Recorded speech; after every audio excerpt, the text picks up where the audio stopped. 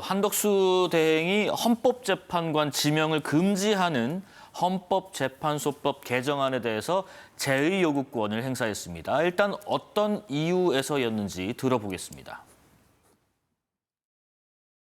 헌법에 없는 권한대행의 직무 범위를 법률로서 제한하고자 하고 있습니다. 임기가 만료된 재판관이 후임자가 임명될 때까지 계속 직무를 수행할 수 있도록 하여 헌법재판관 임기를 명시하고 있는 헌법 정신에 반합니다.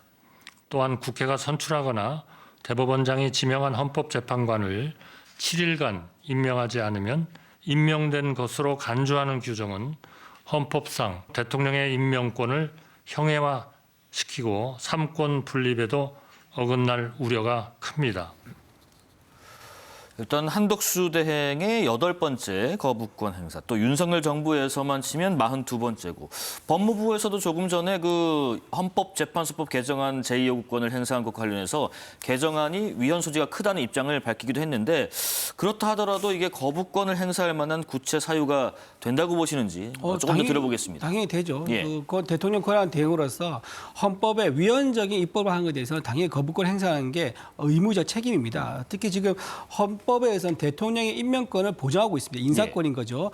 그런데 지금 국회에서 통과시킨 선출된 후보에 대해서 대통령이 거부권을 행사하거나 또는 임명하지 않은 것에 대해서 무조건 일정 기일이 지나면 임명으로 간주한다라고 하게 되면 실질적으로 그건 대통령에 대한 인사권이 없는 거거든요. 그 헌법의 정신에 위배된 거죠. 그래서 위헌 소지가 굉장히 큰 거고요. 또 하나 임기가 만료됐는데 이거를 그때도 만약 후임 재판관이 정해지지 않으면 임기 만료를 6개월 연장한다. 이거는 정말 너무 명백한 헌법 위헌 사항입니다. 왜냐하면 헌법에 6년으로 임기가 정해져 있습니다. 그런데 그걸 하위 법령인 중학교, 고등학교 사회교과서에도 나옵니다. 하위 법령은 상위 법령을 어길 수가 없는 거 아닙니까? 그런데 헌법에 6년으로 임기가 정해졌는데 그걸 하위 법령인 법에서 임기를 늘려준다? 만약 이게 가능하게 돼버리면요. 대통령의 임기도 그러면 5년에서 10년을 할래 법으로 바꿀 수 있는 거예요. 국회의원 임기도 그러면 4년 아니고 7년 할래라고 입법을 통과시키면 되는 겁니다. 그러니까 이런 식으로 헌법에 정해져 있는 그 테두리 내에서 입법을 해야지 헌법을 초월한 그런 비상식적인 위헌적인 입법하는 것은 굉장히 의도적이다. 아마 민주당이 모르지 않았을 건데 정치적인 어떤 정쟁의 수단으로서 입법한 게 아닌가 그런 생각이 듭니다. 이게 근데 그런 비판도 있어요. 국회가 지금 헌재법을 개정하려는 것이 한대행 본인이 헌법재판관 임명을 안 해서 생긴 문제를 해결하려고 하는 것인데 출마 시기까지 이렇게 직간접적으로 조율해 가면서 거부권을 행사하는 거 아니냐 이런 얘기도 있습니다. 그러니까 이게 한덕수 권한대행이 지금 하고 있는 행태를 보면요. 국정 안정보다는 어떤 본인의 사리사욕이라든지 아니면 정치적인 야욕에 좀 더 치중된 그런 행보를 보이는 것 같습니다. 이번에 민주당이 이제 국회에서 통과시킨 이 헌법재판소법 개정안은 내용이 이런 겁니다. 대통령 권한대행을 맡은 국무위원이 대통령 몫의 헌법재판관을 지명하는 것을 법으로서 금지하는 거거든요. 그러니까 사실 이거는요. 상식적인 거였어요. 심지어는 박근혜 전 대통령 당시에 이 황교안 국무총리도 당시 대통령 몫은 지명을 못했었거든요. 그러니까 그 정도로 이게 상식과 원칙이라는 것이 존재했다는 겁니다. 그런 공감대가 있었다는 거죠. 심지어 법조계 전문가들도 법조 전문가들도 뭐 교수부터 시작해서 대통령 몫의 헌법재판관을 지명하는 것은 권한대행이 할 수 있는 일은 아니다라고 명확하게 선을 그었었거든요. 근데 이 부분에 대해서 한덕수 권한대행이 정말 기습적으로 시도를 하게 되면서 그래놓고 나중에 헌재에서 이 부분이 이제 가처분 신청이라던가 헌법소원이 들어가니까 지명을 하려고 한 게 아니라 그냥 발표만 한 거다라는 식으로 이야기를 하는 정말 구차한 변명을 하는 모습도 보였었는데 그러니까 본인이 사실은 이 헌법재판소법 개정안의 명분을 스스로 제공했던 겁니다. 상위법인 헌법을 어기는 것이다라는 주장에 대해서는요? 그러니까 저는 그 부분 역시도 사실 상위법인 헌법을 어기는 거는 한덕수 대행이 먼저 했다라는 생각이 들어요. 헌법재판소에 이제 국회 선출의 몫이 있지 않습니까? 국회 추천 몫이 있는데 그 부분을 정당한 사유 없이 여야 합의를 운운하면서 임명을 미뤘던 것도 위헌적인 행태였던 거고요. 사실 헌법 정신을 지켜야 되는 권한대행의 직분에도 충실하지 못한 행위였고요. 오히려 위헌적이고 위법적인 행태는 한덕수 권한대행이 그동안 다 저질러 놓고 이제 와서 민주당이 통과시킨 이 법에 대해서 이건 이것은 위헌적인 법률이다라고 이야기를 하는 것이 저는 좀 납득이 되지 않고 네. 사실 그동안 원칙과 상식으로 존재했던 것을 법제화하는 것이 어떻게 상위법인 헌법에 위배될 수 있는지도 좀 의문입니다. 예. 그런데요, 뭐 가까운 시일 내에 한덕수 권한대행이 사퇴를 하게 되면 또 대행의 대행 체제가 오게 되고요.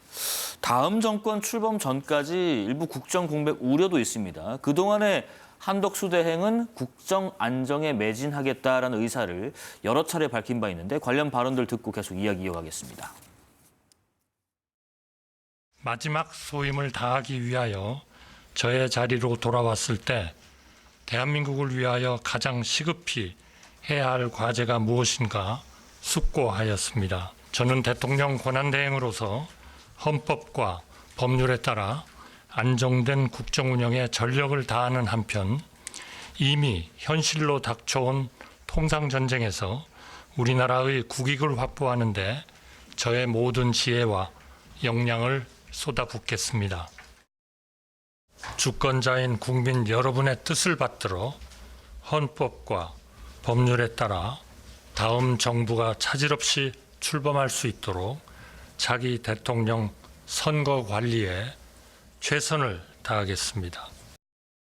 그간의 통상 경험을 바탕으로 관련 네트워크 등을 10분 활용하여 국무위원들과 함께 저에게 부여된 마지막 소명을 다하겠습니다.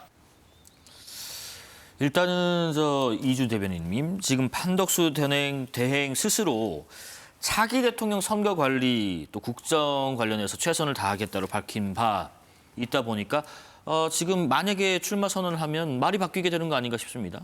차기 대통령 선거 관리의 실질적인 총책임자는 선거관리위원장입니다. 예. 만약에 선거관리위원장이 내가 갑자기 나 선거관리위원장 그만두고 대통령 선거 출마할래라고 하면 그런 얘기가 맞을 수 있겠죠. 근데 여기서 말하는 한덕수 권한대행께서 말하는 이제 대통령 선거 총관리는 어떤 상징적인 지위에 있는 국무총리로서 대통령 권한대행으로서 선거 사무가 국정 전반에서 가장 중요한 사무다라고 이제 보는 거죠. 그런 의미에서 상징적 의미에서 한 얘기인 거지. 대통령 선거 사무는 선거관리위원장이 있다. 이거는 선거관리위원장도 국회에 나와서 한 얘기입니다. 선거 사무의 총관리 책임은 본인에게 있다라고 얘기한 겁니다. 그래서 네. 이런 이제 상징적 의미에서 한 얘기를 두고 너무 공개한 건 좀 맞지 않다고 생각 들고요.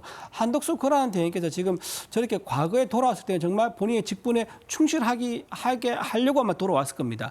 그런데요, 민심의 바다라는 게 있습니다. 민심의 바다가 배를 띄우기도 하지만 배를 가라앉히기도 합니다.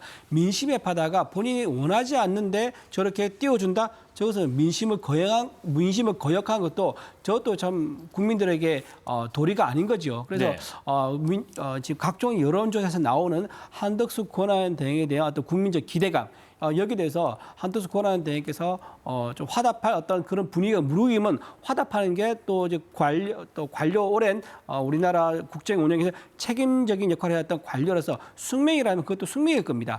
지금 여론조사에서 무시할 만한 수준, 예를 들면 한 자릿수가 나온다. 그러면 이제 대선 출마 같은 건 말이 안 되는 경우죠. 지금 이재명 다음으로 높은 수준의 국민 여론조사 나오지 않습니까? 그건 민심의 바다가 부르는 거예요. 예. 그러면 배를 띄워야죠. 저는 한덕수 권한대행께서 국민의 부름을 받았다. 그래 봅니다. 자, 이재명 다음으로 부름을 받고 있다. 민심의 바다라고 하셨는데 그 민심의 바다 일부 여론조사 결과도 한번 보겠습니다. KBS의 여론조사 결과입니다. 한덕수 대행의 대선 출마에 대해서 출마를 안 해야 된다. 70%고요. 나서야 된다. 23%로 나타나고 있습니다. KBS가 한국리서치에 의뢰해서 22일부터 24일까지 사흘 동안 전국 만 18세 이상 남녀를 대상으로 전화 면접 조사를 했고요. 최종 응답자는 3,000명, 표본 오차는 95% 신뢰 수준의 플러스 마이너스 1.8%포인트입니다. 자세한 내용 중앙선거여론조사심의위원회 홈페이지를 참고하시고요. 박성민 최고위원님, 지금 비상계엄으로 파면된 대통령의 국무총리라는 점, 아까 말씀하신 것처럼 또 대통령 거리 상황에서 한미 협상에도 주도적으로 나섰던 권한대행이 가까운 시일이라면 대선 한 달 전에 출마한다. 이 반응 어떻게 예상을 하십니까? 일단 매우 부정적일 거라는 생각이 들고요. 예. 이제 방금 우리가 여론조사에서도 봤듯이 대선 출마 안 해야 된다라는 여론이 굉장히 높거든요. 이거는 정치적인 책임을 윤석열 전 대통령과 함께 지고 있다라는 의미입니다. 근데 그 책임을 회피하면서 오히려 본인에게 출마의 명분이 있는 것처럼 마치 국가를 위해 마지막 소임을 다하겠다라는 말이 저는 출마의 선언과도 같이 들렸었거든요. 네. 그러니까 이런 식으로 본인의 위치와 본인의 직분에 제대로 충실하지 않고 정치적인 욕심만을 드러낸다라고 한다면 국민들께서는 오히려 굉장히 후한무치한 사람이다라는 생각을 하실 것 같아요. 지금 국정 안정을 위해서 정말 지금 통상협상이라던가 관세 전쟁 이런 것들이 막 벌어지고 있는 상황인데 네. 이 상황 속에서 국정 안정에도 박차를 가하기도 모자란 시간인데 이 상황 속에서 급작스럽게 권한대행 자리를 사퇴하고 대선에 나온다? 이거는 본인이 그동안 국민들을 상대로 대국민 사기극을 벌였다라는 것밖에 안 되는 거고요. 권한대행의 직분을 활용해서 사실상 무상으로 사전 선거 운동을 해왔다라는 것을 스스로 자인하는 것이기 때문에 네네. 한덕수 대행의 출마에 대해서 국민들이 고운 시선을 보내실 리가 없다고 생각합니다. 예. 물론 뭐 국민의힘 대변인이시지 총리실 대변인이 아니시지만은 그래도 좀 여쭤볼게요. 만약에 국민이 납득할 만한 명분이 있다면 출마에 대한 그럼 아까 민심의 바다 외에 또 무엇이 있을까요? 방금 KBS 여론조사 결과 보였지 예. 않습니까? 여기서 보면은 한덕수 권한에 대한 출마에 대한 반대가 70%라고 나온 걸 보여줬었습니다. 이거는 여론조사 좀 전문가라 그러면 좀 다 알 거예요. 무슨 의미인지. 저거 하나만 보여준 것으로는 저게 생각할 수가 없습니다. 무슨 말이냐면은 질문 자체가 네. 만약에 전화를 해서요. 이재명 후보에 대해 출마에 대해서 찬성하냐 반대하냐 이렇게 물어보지 않습니까? 그러면 반대한다고 50% 넘을 거예요. 이른바 똑같- 비호감이. 그렇죠. 네. 비호감도 저렇게 조사하면 다 저렇게 나올 수밖에 없습니다. 비호감도 적극적인 사람들이 응답을 하는 거니까요. 그래서 저걸 가지고 어떤 결론을 내서 하는 것은 무리가 있다. 저는 전문가들 아니라 일반인들도 저 자료에 대한 해석에 대해서 아마 다 이해를 할 거라 생각하고요. 네. 이제 아까 말씀드린 국민이 납득할 만한 명분이 이제 있다면 뭐가 있느냐. 제가 보기에 이제 이재명 후보가 가지고 있는 리스크 불안감이 있습니다. 안보 불안감이 있고요. 또 사법 불안감, 그다음에 퍼주기 불안감이 있습니다. 안보 불안감은 뭐냐면은 우리가 그때 6.25 전쟁 때 북한이 소련 탱크를 빌려가지고 남침을 했지 않습니까? 근데 우리는 어떻게 막습니까? 우리나라는 그때도 북한만큼의 가난했기 때문에 스스로 막을 수가 없었습니다. 그래서 유엔군과 미군의 도움으로 막았습니다. 그래서 거의 다 통일을 할 뻔했는데 그때 또 두 번째 누가 왔습니까? 중공이 와가지고 또 밀렸습니다. 그렇게 해서 분단이 됐거든요. 그 이후에 한미 상호 수호 조약에 의해 가지고 지금 한반도가 균형을 이루면서 안보를 유지하고 있는데 이런 상황에서 우리가 만약에 이재명 후보가 중국 편에 서서 미국과 맞서는 이제 그런 상황으로 가버리면 한미 경제 동맹뿐만 아니라 안보 동맹도 깨질 겁니다. 그러면 트럼프는 당장 어떻게 하겠습니까? 주한미군 철수를 명할 거고요. 그렇게 되면 우리나라 지금 북한은 핵을 1년에 2~3개 생산을 합니다. 하지만 우리나라는 핵을 생산 아예 못하는 상황입니다. 예. 미국의 핵을 우리가 쓸 수 있는 것처럼 그런 단계이기 때문에 핵 균형이 이루어져서 한반도가 안전한 건데 그런 안보 불안이 생기는 거예요. 그래서 그런 이재명 후보가 가지고 있는 친중 행보에 대해서 안보 불안감이 있다는 거 하나 하고요. 그다음에 사법 불안. 지금 한덕수 권한대행이나 국민의힘 후보들은 사법 불안이 아무도 없습니다. 하지만 이재명 후보는 지금 5개 재판을 받고 있고요. 지금 현재 선거법 위반은 다음 주나 다다음 주에 전원 합의체에서 유죄 결론이 나올 수도 있는 상황입니다. 그게 만약 무죄가 났다 하더라도 나머지 4개 재판이 대통령 임기 중에 또 유죄가 나온다면요. 대통령 재보궐선거를 또 해야 되는 그런 상황이 생기는 겁니다. 사법 그러면 리스크는 우리가 좀 많이 다뤘던 얘기고요. 그렇죠. 그렇게 되니까 사법 리스크가 있기 때문에 대통령에 대한 어떤 그런 안정도 국정 공백이 또 생기는 그런 불안감이 있는 거고요. 마지막으로 퍼주기 불안감.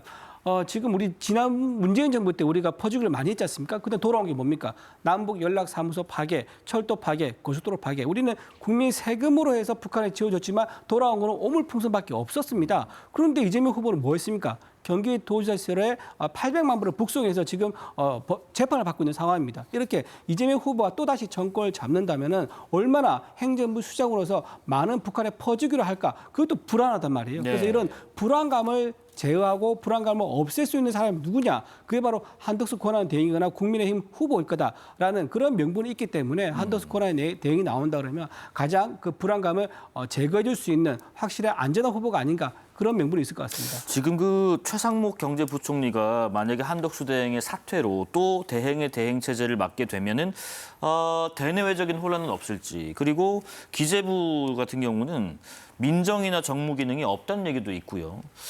지금 또 하나가 국무총리실에 최측근, 뭐 비서실장 등등도 사의를 표명했거나 사표를 낸다는 보도도 있는데 그러면 실무진들 자리가 또 공석이 되거든요. 여기에 대해서 오는 우려 여러 가지 있지 않겠습니까? 그러니까 전반적으로 이 국정 안정을 도모해야 될 시기에 국정 혼란을 가중시키는 주체로서 한덕수 대행이 역할을 하고 있는 겁니다. 그러니까 이게 문제가 있다라는 거고요.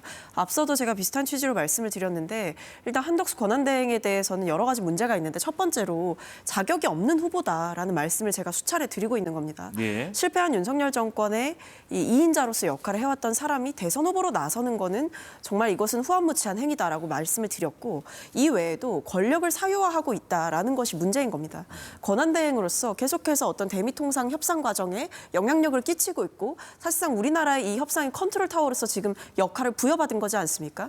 근데 본인이 혹여라도 지금 국민들께서 우려하시는 것은 이 대선 출마를 염두에 두고 이 협상을 졸속으로 끝내거나 해서 본인의 치적 삼기 위한 이 협상을 발판 삼는다면 사실 국민들에게는 오히려 피해가 갈 수도 있는 상황인 거거든요. 예. 그러니까 이게 권한대행이 사심 없이 국정 안정을 위해서 노력하고 있다라는 신뢰를 줘야 되는데 권한대행의 출마설이 불거지면서 한덕수 권한대행에 대한 신뢰가 떨어지는 상황이 된 겁니다.